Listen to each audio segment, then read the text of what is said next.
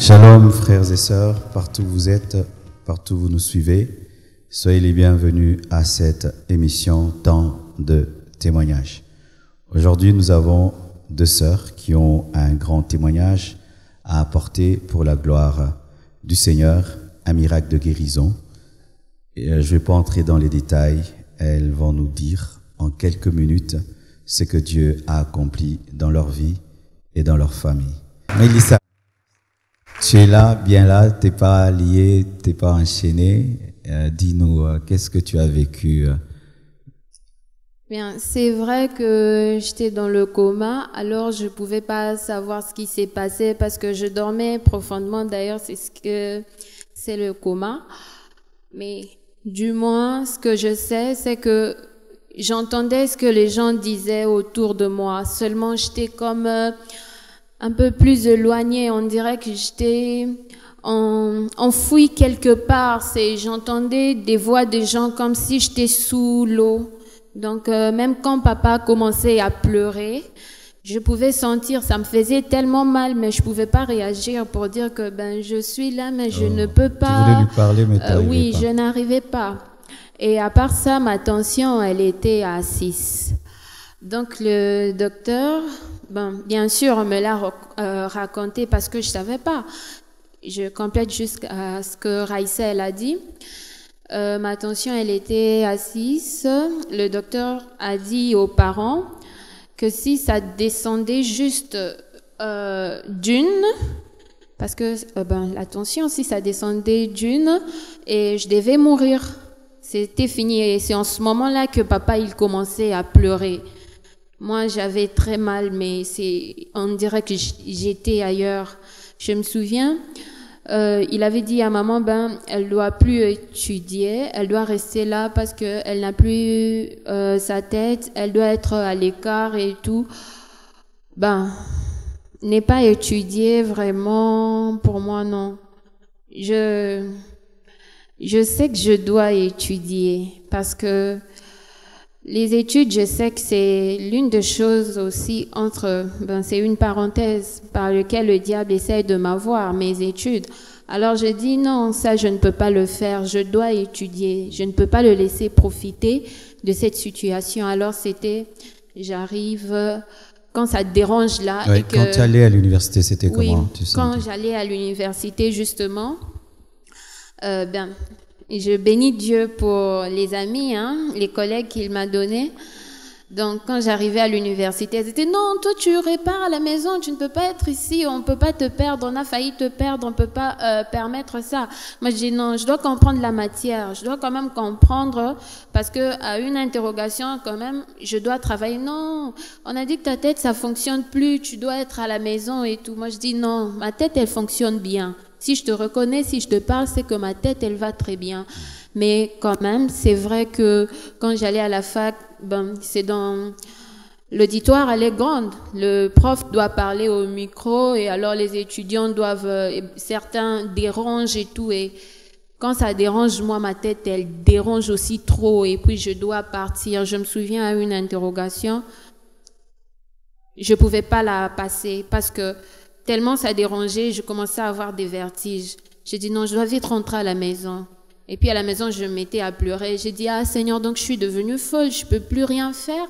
Mais c'est quand même bizarre. As-tu tiré cette force de résister contre le diagnostic des grands médecins et une situation d'où as-tu tiré la force? Oui, j'ai toujours eu confiance en Dieu. Dans notre famille, on a eu à passer plusieurs choses, mais je me suis toujours appuyée sur Dieu. J'ai toujours considéré qu'il était grand. Donc, je me donne une image de Dieu très grand.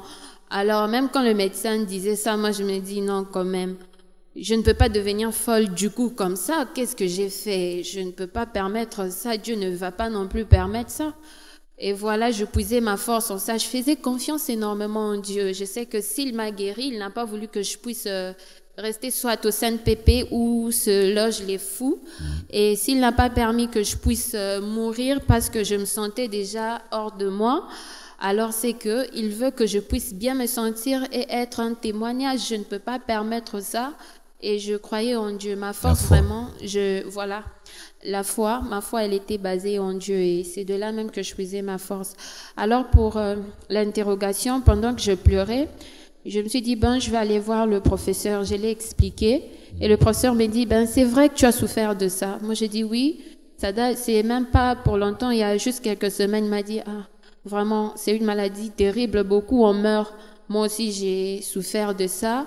J'ai arrêté même d'enseigner pendant plusieurs années. Je te comprends. Je veux te mettre une cote. Tu auras la moyenne pour cette interrogation. Moi, j'ai dit, waouh, merci professeur. C'est quand même bien. Hein? Et voilà, je suis là. Je ne suis pas folle. Je suis en bonne santé. Je fais tout normalement. Et je fais même mieux qu'avant. Mieux qu'avant, oui. Ça veut dire quoi? C'est-à-dire que les médecins disaient que je ne pouvais plus fonctionner et tout, moi c'est la maison, voilà, elle est perdue, votre fille, essayez de la récupérer durant quelques années pour voir. Non seulement mes études à l'université, mais j'apprends plusieurs cours. Hors université, il y a certains cours que j'apprends. Tu te venges contre la vie. Oui, je savais pas. J'apprends aussi l'anglais. J'apprends plusieurs autres cours. Donc, voilà, ça me fait plaisir et j'ai loué Dieu pour ça en tout cas. Quand on parlait, il paraît que quand même, on a pris au téléphone, tu entendais la voix dans le coma.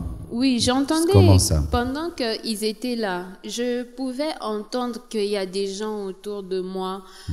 Seulement, c'était pas possible de réagir. Si je réagissais, c'était comme une folle. Je le faisais comme une folle.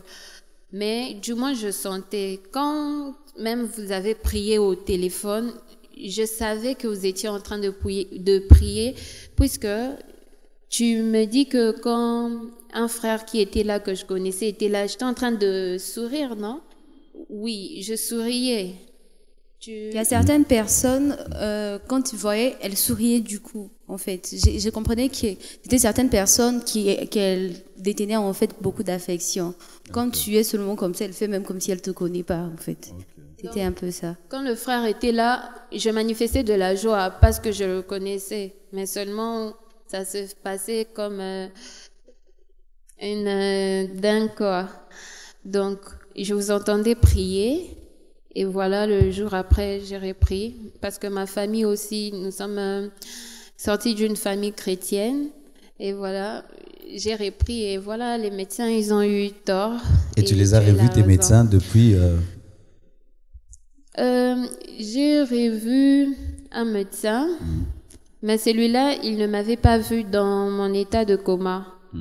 Mais seulement, je crois que maman avait appelé un des médecins qui me traitait parce que c'était terrible comme on me le raconte que je faisais tout sur moi, mon corps c'était plus rien et tout. Donc maman l'avait appelé au téléphone et il a demandé à maman, elle va mieux? Oui, elle va bien et tout, elle est même là.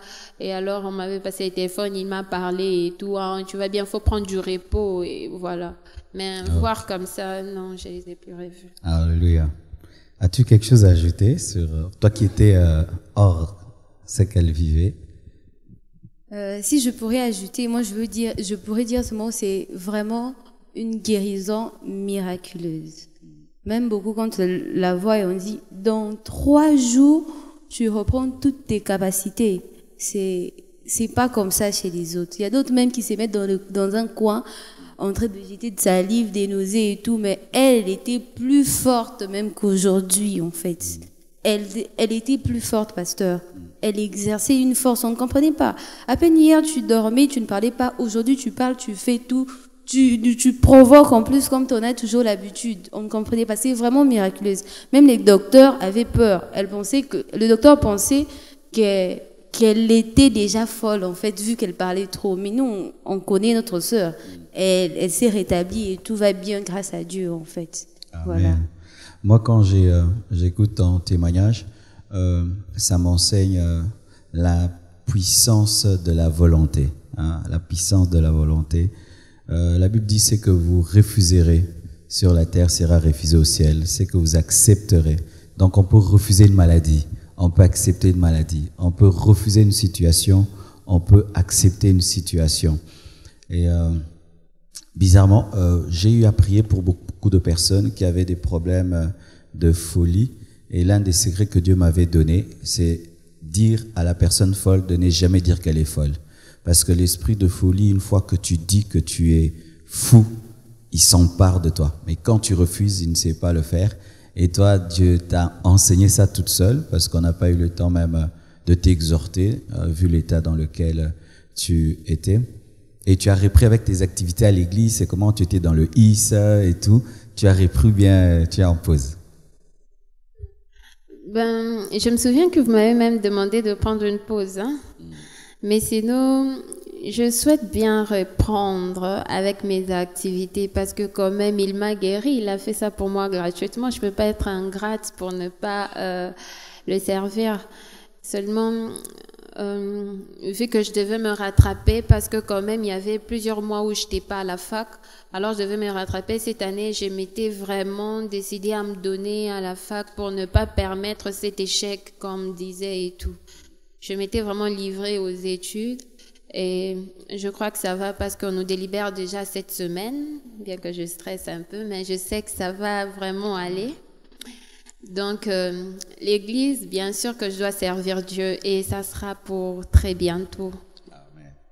Et que peux-tu dire comme exhortation aux gens qui ont des sœurs qui sont devenues folles, qui ont des sœurs dans le coma, qui ont des sœurs qui bavent et tout, parce que tu l'as vécu, c'est une expérience. Qu'est-ce que tu peux vraiment dire? Je crois, tu as une caméra face à toi. Peux-tu leur dire quelque chose? Non. En fait, c'est que moi, je pourrais dire, comme le pasteur l'a dit tout à l'heure, c'est de garder la foi. Pour ceux qui n'ont pas la foi, qui cherchent à s'approprier une très grande foi et une très forte foi. Bien sûr, on avait très mal. Parfois même, on avait des larmes là aux yeux. Mais tu ne veux pas que les larmes sortent pour ouvrir une certaine porte et ouvrir une autre, un mauvais truc qui pourra se passer. On gardait notre foi, toutes les paroles que les gens prononçaient, non, c'est fini et tout. Non, nous, en fait, c'était pas comme ça. On n'était pas négatif sur ce point. On était toujours positif. On était fort. Malgré que ça faisait mal, en fait. C'est d'avoir une très grande foi, comme le pasteur aussi l'a dit tout à l'heure. Et Mélissa, qu'est-ce que tu peux dire aux gens qui sont malades, leur corps ne marche plus, ne fonctionne plus? Bien, ce que moi je dirais à tous ceux qui sont malades, qui ont des problèmes de santé, c'est que moi je sais, c'est que Dieu souhaite qu'on soit en bonne santé en tout cas. Il ne veut que notre bonheur. Il peut permettre, oui, bien sûr, une maladie qui peut t'atteindre, mais comme moi, cette maladie m'avait atteint, mais c'était juste pour que aujourd'hui je puisse parler de lui, ce Dieu, c'est Jéhovah Rapha qu'il est. Alors, c'est de ne pas désespérer, c'est de pas trop te confier à ce que disent le médecin. C'est vrai qu'ils ont très souvent des résultats exacts, mais quand même, c'est Jésus-Christ qui a le dernier mot sur ta vie. Ben, fortifie-toi, prends courage, crois au Dieu qui t'a créé. C'est lui qui sait ce qu'il doit faire avec toi. Ne te confie pas à ce que disent les hommes, mais confie-toi à ce que Dieu dit de toi et tout va bien aller pour toi. Amen. Voilà. Mélissa, elle a toujours été une boule d'énergie, même dans le IS. Le IS est un département qui fait des théâtres et tout. Elle a toujours été remplie de joie. Et je crois que aussi notre personnalité, notre caractère, notre foi vient nous aider lorsque les difficultés tombent sur nous. Ne soyez pas des pleurnicheurs, des gens qui pour un rien pleurent, se découragent, abandonnent, lâchent. Soyez des battants. Apprenez à vous battre lorsque les épreuves viennent, lorsque l'ennemi vient vous détruire, vous anéantir. Tenez la parole de Dieu et dites non, je vivrai. Alléluia. Et ça, c'est vraiment un témoignage d'une résistance face à la mort parce qu'elle était déjà partie. Et c'est vrai qu'on a prié, mais je crois que si j'avais prié et qu'elle n'avait pas cette foi et que sa famille n'avait pas cette foi, le miracle n'allait pas avoir lieu. Donc ce n'est pas une prière spéciale qui l'a guéri, ni un homme de Dieu spécial, mais c'est un Dieu spécial et une foi simple en la puissance de Dieu. Nous allons prier avec vous. Il se peut que vous avez des enfants très malades, vous nous appelez de partout dans le monde, avec des cas terribles. Nous allons faire une prière. Et vraiment, joignez-vous à nous. Même si vous allez suivre cette vidéo après une semaine, 2 jours, mais quand on ferait cette prière, faites-la comme si c'était à l'immédiat que vous êtes là avec nous.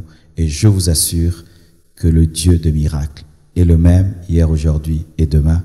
Jésus-Christ n'a pas changé. Et ce qu'il a fait dans la vie de Mélissa, dans la vie de Raïssa, il le fera également dans votre vie. Prions le Seigneur au nom de Jésus.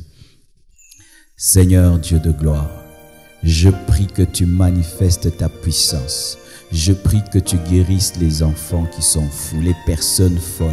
Je prie que tu ramènes à la vie, Seigneur, ceux qui sont dans le coma. Je prie, Père éternel, que tu suscites une foi simple et vivante dans ceux qui nous suivent et nous écoutent, afin qu'ils puissent toucher, Seigneur, à ta puissance miraculeuse. Mélissa est la démonstration que tu es le même hier, aujourd'hui et demain. Elle est la démonstration que tu restaures, que tu restitues, que tu répares et tu confonds les hommes. Père éternel, je crois que tu aimes mon frère, ma sœur qui nous suit, et je prie qu'au nom de Jésus-Christ, le miracle arrive. Soyez guéris, soyez libérés au nom de Jésus-Christ. Amen. Merci, que Dieu vous bénisse abondamment. Nous acclamons le Seigneur très très fort.